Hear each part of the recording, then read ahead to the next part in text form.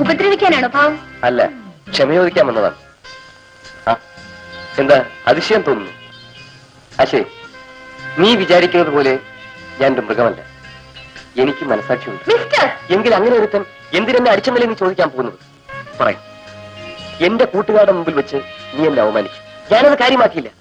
പക്ഷേ ഞാൻ വീണത് കണ്ട് എല്ലാവരും പൊട്ടിച്ചിരിച്ചപ്പോ എന്റെ നിയന്ത്രണം വിട്ടു. ആ ദേഷ്യത്തിൽ ഞാൻ നിന്നെ അടിച്ചു പോയതാണ്. അതെത്ര വലിയ തെറ്റാണെന്ന് പിന്നീടാണ് എനിക്ക് മനസ്സിലായത്.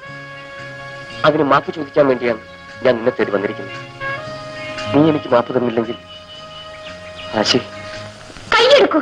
നീ ക്ഷമിച്ചെന്ന് പറഞ്ഞാല് ഞാൻ കൈയെടുക്കും. ഇനിയും നിനക്കെന്നോട് അലിവ് തോന്നുന്നില്ലേ?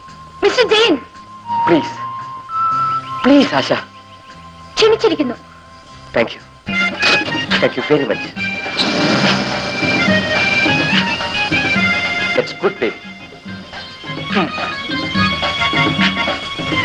ഇപ്പൊ എന്ത് പറയുന്നു മക്കളെ? എടാ ജയ, നീ ട്രൂളി കിങ് ഓഫ് കിങ്സ്ഡാ. വല്ല സെന്റ് ഓഫ് പാർട്ടി എന്താകാൻ ഉദ്ദേശമുണ്ടോ? സ്വാമി, മാല വേസ്റ്റായല്ലോ. എടാ മണ്ട, സെന്റ് ഓഫ് പാർട്ടി മാറ്റി ഇപ്പൊ നമ്മുടെ പാർട്ടി ലീഡറാക്കി മാല ഇടാം. ആഹാ, മിസ്റ്റർ ജയൻ ജിന്ദാബാദ്. മിസ്റ്റർ ജയൻ ജിന്ദാബാദ് എന്ന് ഉടനെ ഒട്ടിയല്ലോ.